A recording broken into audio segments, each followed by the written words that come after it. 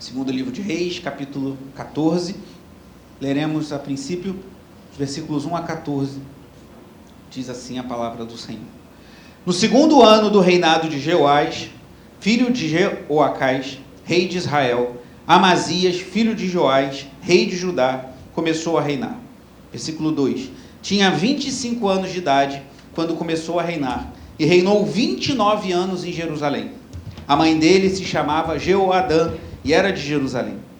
Amazias fez o que era reto aos olhos do Senhor, ainda que não como Davi seu pai, mas fez segundo tudo o que seu pai Joás havia feito. Apenas os lugares altos não foram tirados, e o povo ainda sacrificava e queimava incenso nesses altos. Logo que o reino foi confirmado nas suas mãos, matou os servos que tinham assassinado o rei seu pai. No entanto, não matou os filhos dos assassinos, mas fez segundo está escrito no livro da lei de Moisés, no qual o Senhor deu ordem, dizendo: os pais não serão mortos por causa dos filhos, nem os filhos serão mortos por causa dos pais. Cada qual será morto pelo seu próprio pecado.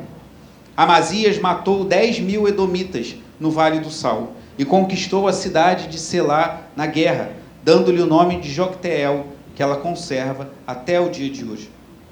Então Amazias enviou mensageiros a Jeoás, filho de Jeoacás, filho de Jeú, rei de Israel, dizendo: venha me enfrentar no campo de batalha. Porém, Jeoás, rei de Israel, respondeu a Amazias, rei de Judá: o espinheiro que está no Líbano mandou dizer ao cedro que está lá: dê a sua filha por mulher ao meu filho. Mas um animal selvagem que estava no Líbano passou e pisoteou o espinheiro. Na verdade, você derrotou os edomitas, e o seu coração se encheu de orgulho. Glorie-se disso e fique em casa. Por que provocar um mal que trará somente desgraça para você e para Judá? Mas Amazias não quis atendê-lo. Então Jeoás, rei de Israel, avançou contra Amazias, rei de Judá, e eles se enfrentaram em Bet-Semes, que está em Judá. Judá foi derrotado por Israel, e os soldados tiveram de fugir para as suas casas. Jeoás, rei de Israel, prendeu Amazias, rei de Judá, filho de Joás, filho de Acasias, em Bet-Semes. Então foi a Jerusalém e derrubou uma parte da muralha da cidade, desde o portão de Efraim até o portão da esquina, numa extensão de mais ou menos 200 metros. Pegou todo o ouro, a prata e todos os utensílios que havia na casa do Senhor e nos tesouros do palácio real, bem como alguns reféns, e voltou para Samaria. Oremos. Pai amado e bendito, te louvamos, Senhor, pela rica oportunidade de nos reunirmos nessa manhã. Como é bom rever os irmãos, conhecer irmãos que nos visitam, e podemos te adorar com nossos cânticos, com as nossas ofertas, e que teu Espírito Santo agora ministre os corações poderosamente, como tu falaste ao meu coração, através desse texto, e que o Senhor fale outras coisas que precisamos ouvir nessa manhã para a glória do teu nome. Em nome de Jesus. Amém. Os irmãos podem sentar.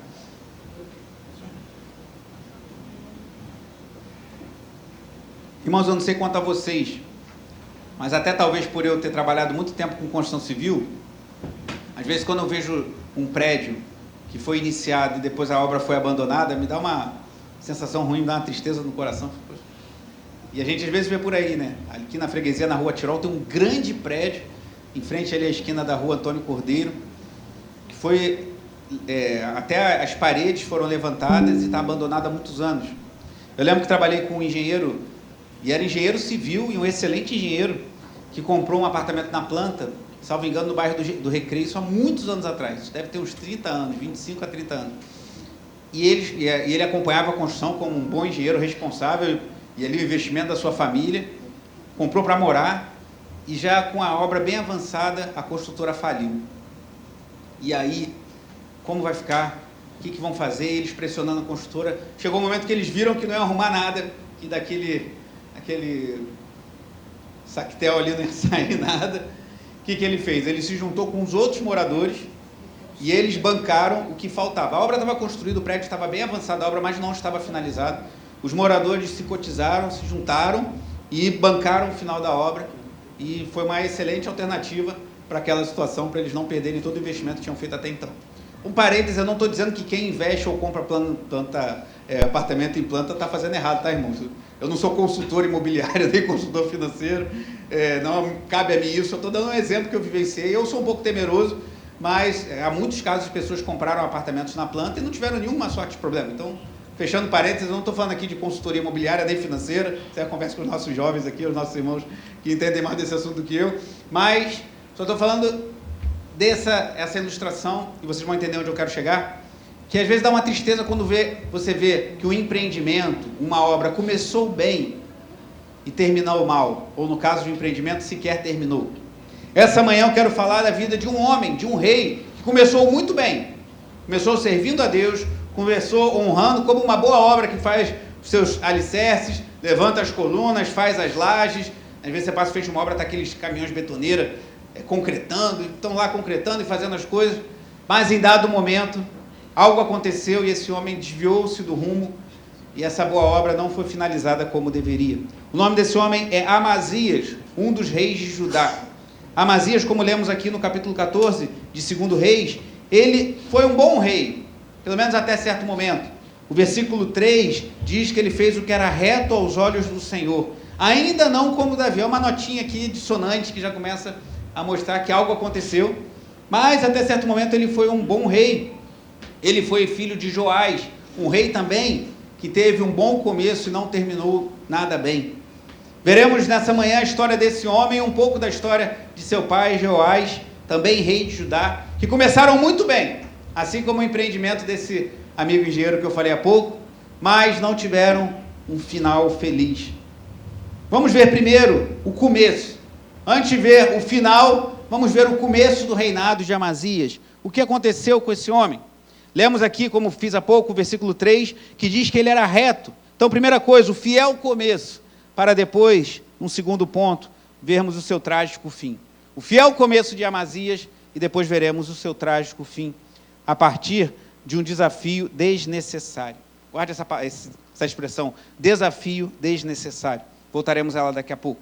Então diz o versículo 3, como lemos, que ele fez o que era reto, e essa é uma referência, como aprendemos aqui numa aula ministrada pelo irmão Paulo recentemente, sobre os livros de reis. Os livros de reis têm essa característica, eles apresentam o rei e falam que ele fez o que era reto, ou conforme Davi, que era a referência de um bom rei, embora tenha tido suas falhas também, ou fez o que era mal, conforme Jeroboão, que foi um mau rei, o primeiro rei de Israel depois da divisão entre Israel e Judá.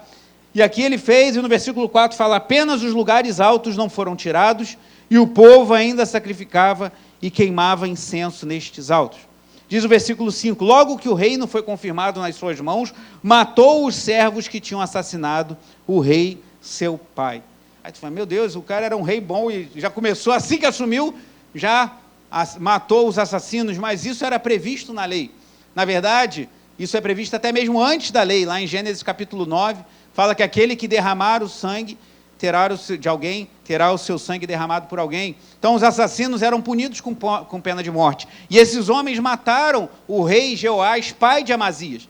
Então, quando ele assume o reino e ele determina a morte daqueles homens, embora isso seja chocante aos nossos olhos, principalmente na nossa cultura politicamente correta, que acha normal toda sorte de aberração, crianças decidirem mudar de sexo, aborto, que é um assassinato dentro da barriga da mãe, tudo isso o pessoal acha legal, mas quando fala que alguém matou um assassino, as pessoas dizem, mas não poderia. Mas a nossa cultura está bem distante daquilo que a Bíblia nos ensina. Mas ele fez aquilo, e isso foi tido como um ato justo, mas no versículo 6 diz algo interessante, no entanto, não matou os filhos dos assassinos. Aí tu fala assim, mas ele tinha que matar os filhos também? Isso era comum, irmãos. Infelizmente isso acontece até os dias de hoje. Você já não ouviu histórias assim?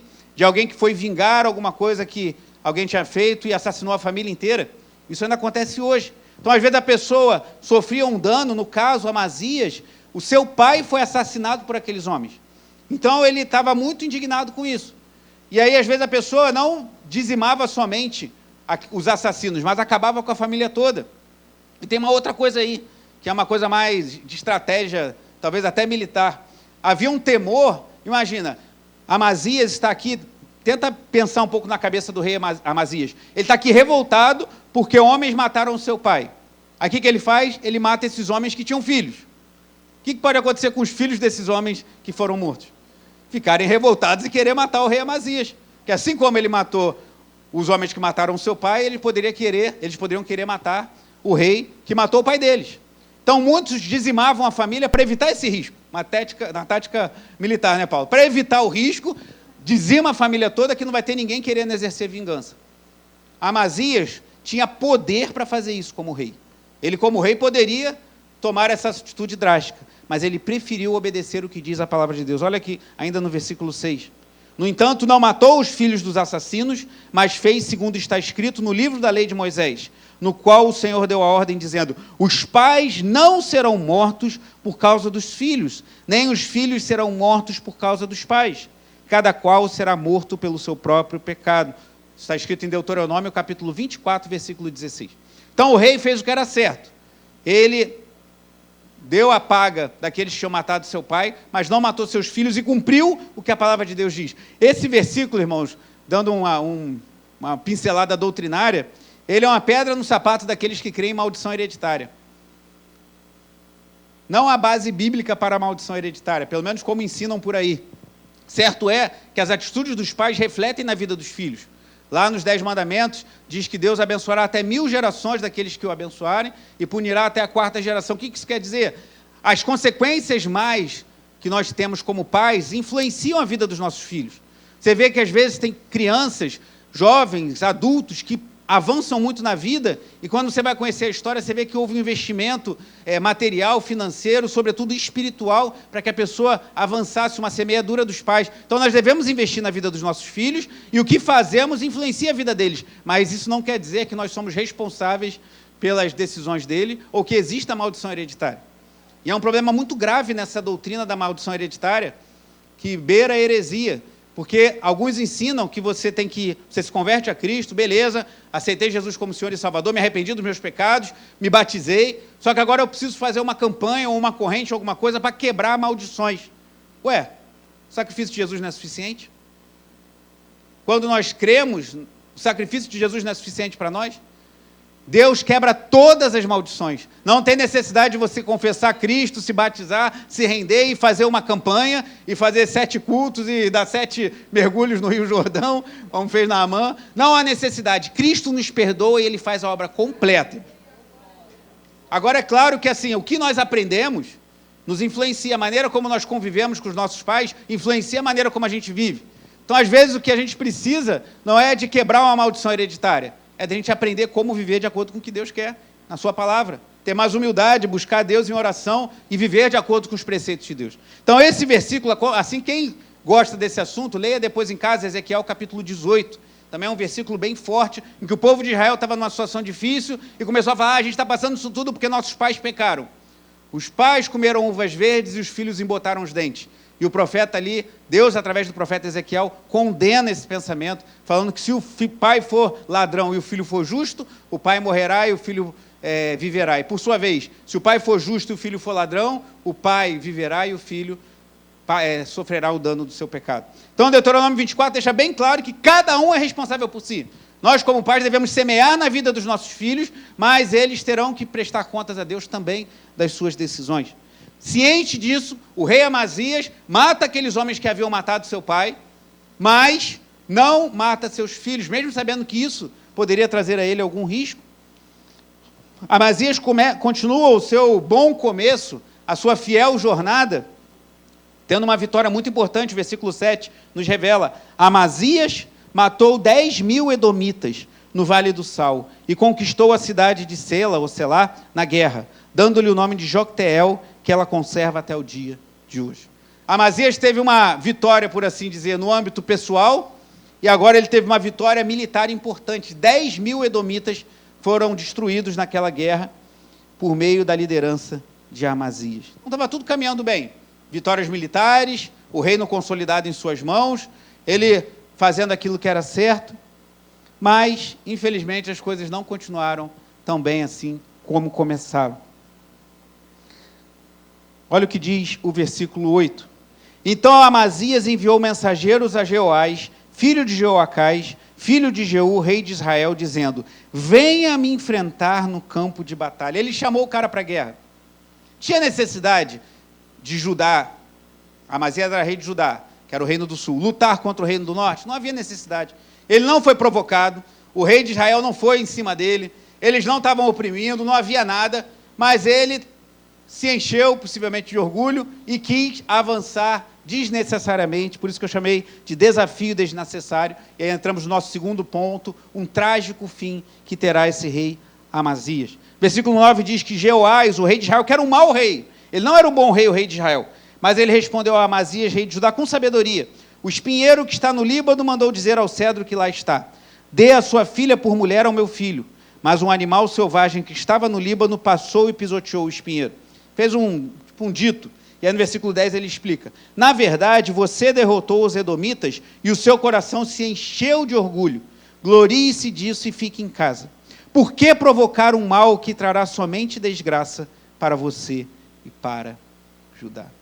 O que Amazias fez? Ignorou aquela palavra do rei de Israel, partiu para a briga e se deu mal. Judá teve uma perda importante, Israel destruiu uma parte dos muros de Jerusalém, levou bens lá para Samaria, que era a capital de Israel, ou seja, Amazias se encheu de orgulho, deve ter pensado assim: eu destruí 10.000 edomitas, destruí um povo poderoso, um exército poderoso, agora eu vou partir e vou lutar contra Israel e vou me dar bem também. O rei de Israel ainda falou: por que você está fazendo? Fica na tua aí. Como se ele dissesse: cara, fica na tua. Você ganhou os edomitas? Legal, fica feliz em casa. Para que você vai querer brigar comigo? Mas ele, cheio de orgulho, partiu para dentro do rei de Israel e se deu mal. E aqui a gente aprende, irmãos, que quando alguém em posição de liderança toma uma decisão errada, os outros sofrem. Porque o povo de Judá sofreu perdendo a guerra, Jerusalém teve parte do seu muro quebrado, os bens da casa do Senhor foram roubados e levados para Israel. Mas o que levou a Amazias a mudar assim? O cara estava vindo fazendo o que era certo de acordo com a lei de Deus. O cara conquistou o que precisava. Estava estabelecido no reino. Estava obtendo vitórias militares. Estava sendo reconhecido pelo povo. Para que ele foi se meter com o rei de Israel? Que era um mau rei. Mas, nessa situação, Amazias fez errado. O livro de Reis não nos revela esse motivo. Mas temos o livro de Crônicas. Primeiro Samuel, 2 Samuel, 1 Reis, 2 Reis, cobrem o mesmo período histórico que 1 e 2 Crônicas.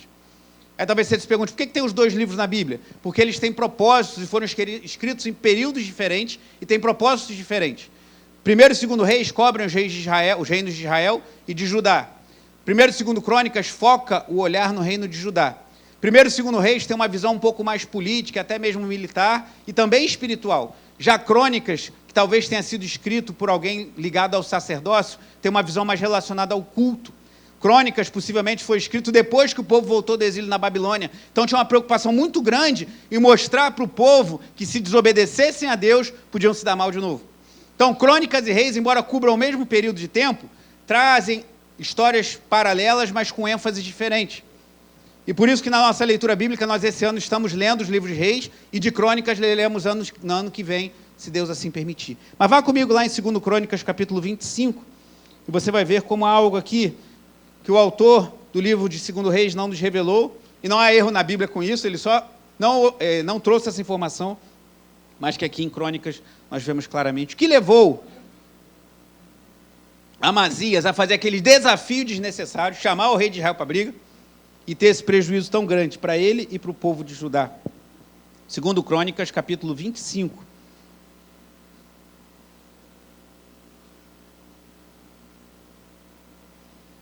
Um pouquinho à frente na sua Bíblia. Nós vamos encontrar o motivo no versículo 14 do capítulo 25. 2 Crônicas 25, 14.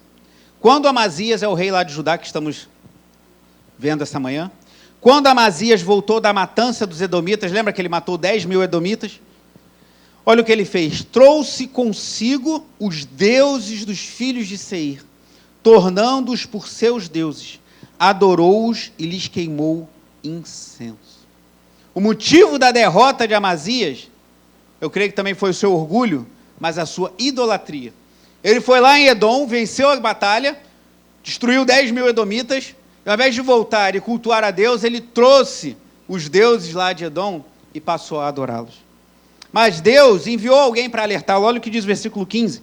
Então o Senhor ficou irado com Amazias enviou-lhe um profeta que lhe disse: por que você está buscando deuses que não puderam livrar do seu ataque ao povo deles? Olhe para mim, por gentileza. Sabe quando você está prestes a fazer uma coisa errada e alguém te alerta? Meu amigo, tu vai fazer isso? Como é que tu vai fazer esse negócio? Como é que você vai fazer isso com a sua família? Essa sua decisão é errada. Deus enviou alguém para alertar o rei Amazias. O profeta foi lá e falou: Amazias, por que você trouxe deuses que não podem te livrar? Amazias, por que você foi lá em Edom e trouxe deuses para adorar? Você tem que adorar o único Deus vivo e verdadeiro. E qual foi a reação de Amazias? E aqui eu aprendo, a gente tem que ter os nossos ouvidos atentos, porque às vezes pessoas falam coisas, não acredite em tudo que falam para você. Tem gente que fala coisa que não procede, tem gente que fala coisa em nome de Deus que não procede, a Bíblia já nos previne em relação a isso, né? Eu sempre falo do Deuteronômio 18, Deuteronômio 13, fala de falsos profetas que deveriam ser rejeitados pelo povo, já no Antigo Testamento, Jesus em Mateus capítulo 24, versículo 24, Jesus fala: surgirão falsos cristos e falsos profetas, operando grandes sinais e maravilhas, que se possível fosse, enganariam os eleitos. Então a Bíblia já prevê que vai ter gente falando mentira em nome de Deus. Mas tem gente que fala a verdade, a gente precisa ouvir. Esse profeta estava falando uma verdade para Amazias, mas ele preferiu não ouvir. Olha o que diz o versículo 16. Enquanto o profeta ainda falava, o rei não deixou nem ele acabar de falar. O rei lhe disse: por acaso pusemos você por conselheiro do rei? Pare com isso, porque teríamos de matar você. É como se o rei falasse assim: quem te pediu opinião? Você já foi falar alguma coisa no amor para alguém? Cuidado, cara, isso não vai dar certo. Olha só, você está indo por um caminho mau. E a pessoa: quem te pediu opinião? Eu te pedi alguma coisa. Você tem uma opinião? Que bom, guarde para você. Você já ouviu isso? Você chega a ficar chocado. Mas o rei agiu assim: quem te constituiu profeta ou conselheiro do rei? Não quero saber da tua ideia, não. Mas olha a conclusão desse profeta, ainda no final desse versículo. Então o profeta parou, mas disse: sei que Deus resolveu destruí-lo, porque você fez isso e não deu ouvidos ao meu conselho. Irmão, quero te falar alguma coisa dura. Não desista de ninguém por causa disso que eu vou falar. Continue investindo, orando. Mas tem gente que você vai orar, você vai jejuar, você vai aconselhar, você vai passar louvor, vai passar pregação, você vai fazer de tudo e a pessoa não vai abrir o coração. Nós não temos poder de convencer ninguém, irmãos, do pecado, da justiça e do juízo. Isso é obra de quem? Nós devemos orar, devemos investir, devemos falar, devemos clamar, como esse profeta fez. Devemos denunciar o erro. Esse caminho que você está indo é de morte. Cuidado, você está indo por um caminho ruim. Quando ele viu a recusa do rei, o profeta já entendeu. Já era. Isso aí vai ser destruído. Irmão, isso é muito pesado. Eu já tive o desprazer de aconselhar pessoas e a pessoa não seguiu o conselho. Estou falando porque eu tenho o melhor conselho, eu também posso errar. O pastor erra. Mas não demora muito e você vê as consequências. Eu lembro de um homem numa situação familiar complicada, e ele desejando vislumbrar novas Campinas, e eu falei: você vai destruir a sua família, cara. Faz isso não, que você vai destruir a sua família. Era meu amigo, falei face a face. Aí ele tentou justificar biblicamente o pecado dele. Ele falou: não tem nada a ver, o que você está falando aqui está fora de contexto, você está falando um texto fora de contexto, não é isso que está querendo dizer o texto, não, você está viajando, você está errado, e você vai destruir a tua família. Não demorou um ano, a família está destruída até hoje. Ouça bons conselhos, cuidado com a sua vida. O profeta falou: já sei, isso aí já era. Se rendeu a outros deuses, se rendeu à idolatria, está debaixo do juízo de Deus, não tem mais chance.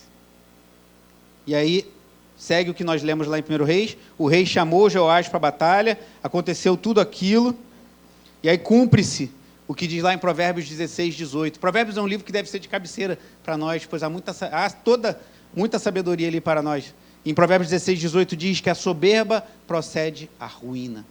O rei se ensoberbeceu e cumpriu o que está lá em Provérbios. E ainda em 2 Crônicas 25, vá para o versículo 23, que diz assim, 2 Crônicas 25, 23. Jeoás, rei de Israel, prendeu Amazias, rei de Judá, filho de Joás, filho de Joacás. Ele prendeu o rei Amazias em Bet-Semes, levou-o a Jerusalém, onde derrubou uma parte da muralha da cidade, desde o portão de Efraim até o portão da esquina, numa extensão de mais ou menos 200 metros. 200 metros de muralha de uma cidade é muita coisa, irmão. Deixa a cidade vulnerável a animais selvagens, a povos bárbaros. E ainda diz mais o versículo 24. Pegou todo o ouro e a prata e todos os utensílios que havia na casa de Deus com Obed-edom e os tesouros do palácio real, bem como alguns reféns, e voltou para Samaria. A arrogância de Amazias, a recusa, Deus enviou o profeta, mas ele não quis ouvir e gerou todo esse dano. Mas o texto ainda diz mais. Então, primeiro, o desfecho do desafio desnecessário que ele fez a Israel e se deu mal. E agora o trágico fim de Amazias, versículo 25. Amazias, filho de Joás, rei de Judá, viveu 15 anos depois da morte de Jeoás, filho de Joacás, rei de Israel. Quanto aos demais atos de Amazias, tanto os primeiros como os últimos, não está tudo escrito no livro da história dos reis de Judá e de Israel? Esse livro nós não temos, mas é como se o escritor aqui, inspirado pelo Espírito Santo, fala, tu quer saber mais coisa? Vai procurar em outro lugar. Aqui eu vou falar só o que é necessário nesse momento. Versículo 27. Depois que Amazias deixou de seguir o Senhor, preste atenção, depois que Amazias deixou o quê? Conspiraram contra ele em Jerusalém, e ele fugiu para Laquis. Porém, enviaram homens atrás dele até Laquis e o mataram.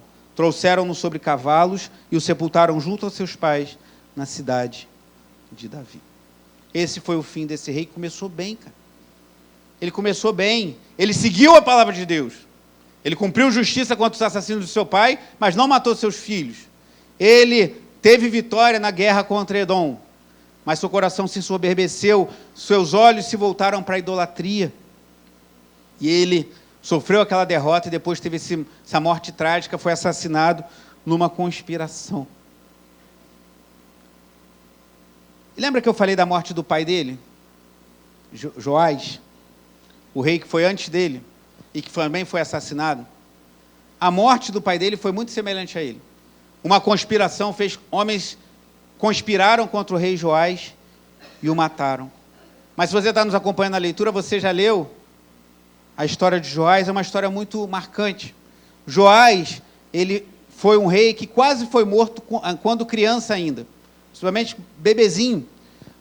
Uma mulher que ficou muito indignada com a morte do seu filho, e se tornou o poder, Atalia, filha de Onri, decidiu matar todo mundo da descendência real e quis matar todos.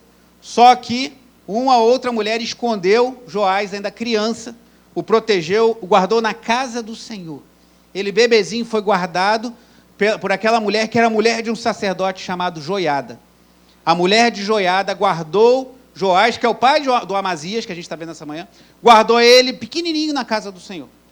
Quando ele foi crescendo, o marido dessa mulher Joiada, que era um sacerdote fiel ao Senhor, pegou os capitães e falaram, tem um descendente de Davi aqui, vamos cumprir a palavra do Senhor, e ele vai ser rei, e o colocaram como rei. Ele começou com 7 anos a reinar e reinou 40 anos sobre Judá. E diz a Bíblia que enquanto esse sacerdote Joiada estava vivo, que foi esse sacerdote que colocou o rei Joás sobre o trono, o sacerdote que a sua esposa preservou ele foi muito bem. Assim como seu filho Amazias, ele começou muito bem. Joás foi um homem fiel ao Senhor. Joás exigiu a restauração do templo do Senhor. Se você ler alguns capítulos antes lá em Reis, você vai ver que o pessoal estava meio devagar, meio indolente, assim, fazendo a obra meio devagar. Ele aperta o pessoal, aperta os sacerdotes. Vamos lá, a gente tem que fazer a obra. E o rei determinou e houve uma restauração. Ele foi indo muito bem. Mas volte algumas páginas na sua Bíblia. No capítulo 24 de 2 Crônicas.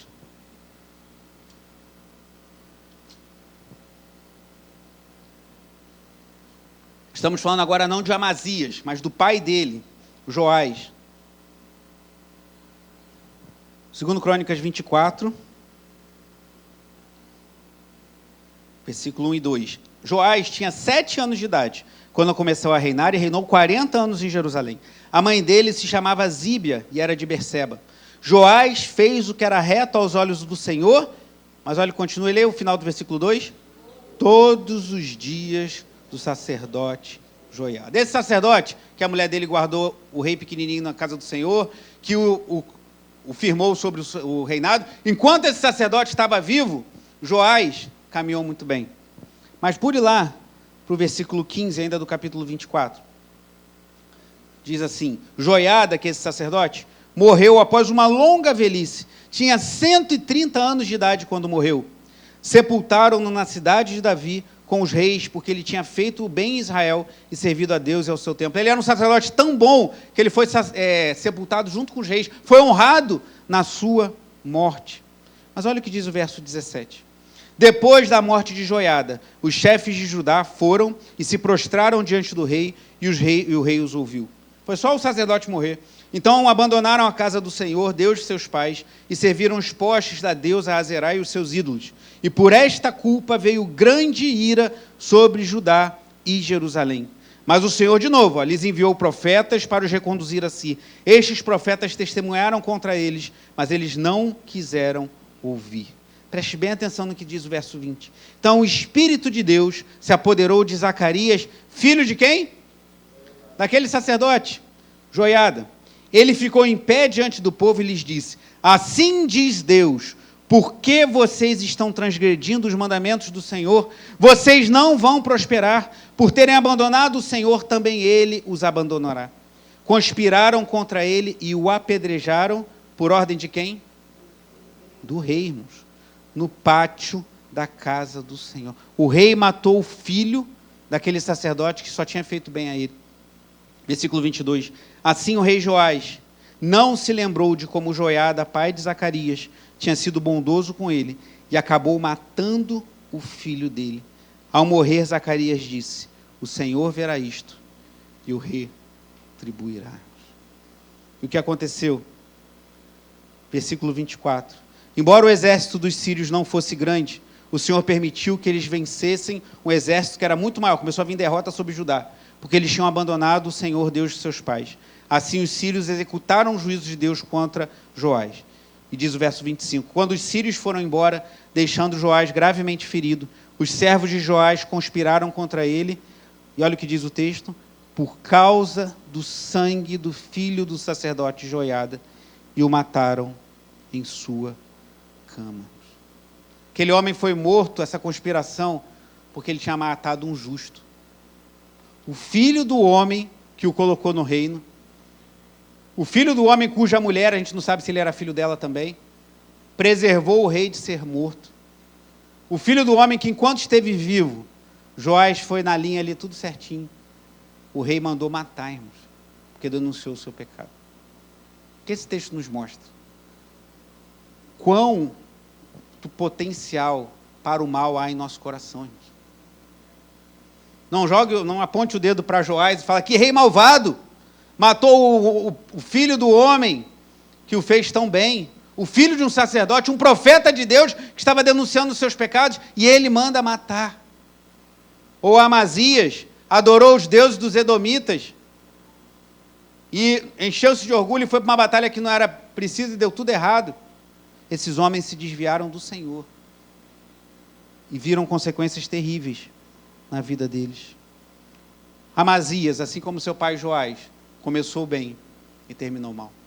Assim como essas construções que a gente vê por aí começam bonito. Eu lembro quando a gente estava para se casar, eu e Tatiana fomos a um empreendimento que ia começar ali no Pichincha, e a planta, as maquetes lindas, tudo muito bonito, prédiozinho todo arrumadinho, a gente pensando em comprar, a gente avaliando assim.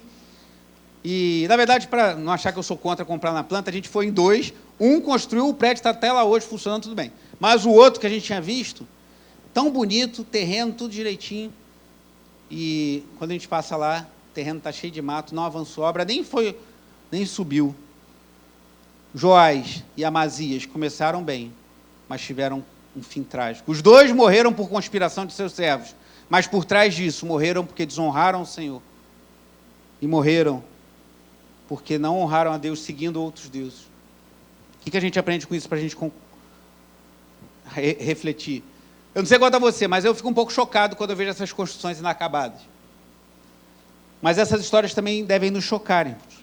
A chocante idolatria do rei Amazias diante dos deuses de Moabe. Cuidado quando você tiver uma conquista. Amazias teve uma grande conquista. Venceu 10.000 homens. Venceu um povo poderoso. E o que fez com que depois ele se desviasse do Senhor. O pastor Roberto sempre conta lá na freguesia que certa feita uma família queria muito comprar uma casa de veraneio, de férias. E batalharam, trabalharam e conseguiram. E não há problema nisso, se você tem uma casinha lá para você descansar, num feriado, no final de semana, eventualmente, não há problema nisso. Mas depois compraram a casa, eles começaram a não sair da casa e não foram mais, sumiram da igreja. Às vezes a pessoa se muda e vai para outra igreja. Não, só queriam saber de passar os finais de semana lá. Então aquilo que foi uma bênção, foi uma conquista boa para a família, se tornou algo ruim, pois afastou-os da comunhão com a igreja e, consequentemente, da comunhão com o Senhor. Cuidado com as suas vitórias. Quando Deus te der uma bênção, se alegre, celebre, consagre ao Senhor, testemunhe, vamos ter testemunhos aqui na nossa vigília. Se você quer testemunhar e ainda não deu seu nome, procure um dos diáconos. Celebre ao Senhor, mas cuidado, porque Amazias teve aquela grande vitória e logo depois seu coração foi atraído pelos deuses de Edom. A chocante reação à exortação profética dada a Amazias. O profeta nem acabou de falar, fica quieto, não quero te ouvir não. Foi um sinal de que ele estava debaixo dos juízos de Deus. Preste atenção àquilo que tem te falado, pessoas têm te falado da parte de Deus. Não acredite em tudo, porque há pessoas que acham que falam da parte de Deus, não falem. Mas tome cuidado, irmãos. Deus é um Deus que fala. Deus é um Deus que levanta profetas e fala. Seja por intermédio de uma pessoa, temos orado por isso, terça-feira oramos por isso, que Deus concedesse dons aos irmãos aqui durante a oração, para que falasse o coração, para que Deus falasse e desse direção àqueles que precisam de direção. Eu creio nisso. Mas Deus fala pela palavra, fala pela oração, fala por uma pregação. Então fique atento, quando Deus falar alguma coisa, não despreze, como fez Amazias. E mais chocante ainda, a reação de seu pai Joás, quando o filho daquele homem que só fez bem a ele, e já havia morrido, chega diante do rei e fala, vocês abandonaram o Senhor, vocês não vão prosperar. E ele manda matar Zacarias, filho de Joiada, o sacerdote que só o tinha feito tão bem. Potencial de crueldade do ser humano, irmãos. E essa história, fatalmente, me lembra, e para mim, pode ser que seja um tipo do que sofreu, não o filho do sacerdote Joiada, mas sofreu o filho de Deus. Zacarias chegou diante do rei e denunciou o pecado, e recebeu como recompensa a morte. Jesus Cristo desceu dos céus, rasgou os céus. Isaías fala lá em Isaías 64, tomara fendessem os céus. Os céus foram fendidos, rasgados, pois Cristo desceu. E ele denunciou o pecado, ele pregou o evangelho, ele curou enfermos, ele operou sinais e maravilhas. E qual foi o fim dele? A cruz. Só que Cristo morreu na cruz não porque teve pecado. Cristo foi morto pelos nossos pecados. Porque talvez te choque a crueldade de Joás, que matou o filho do sacerdote que o fez tão bem. Talvez te choque a crueldade de Amazias, que insistiu numa guerra que era desnecessária.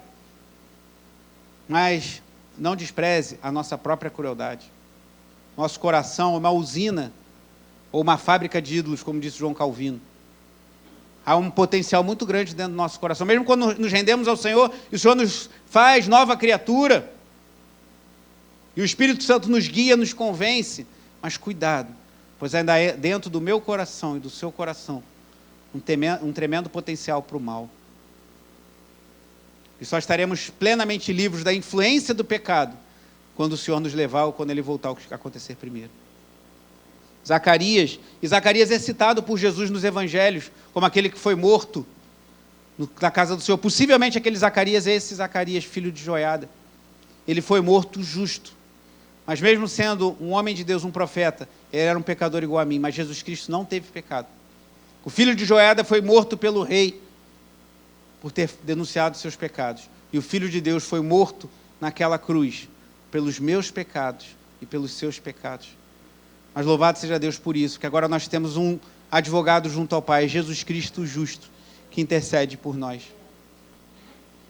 Como você deseja terminar os seus dias?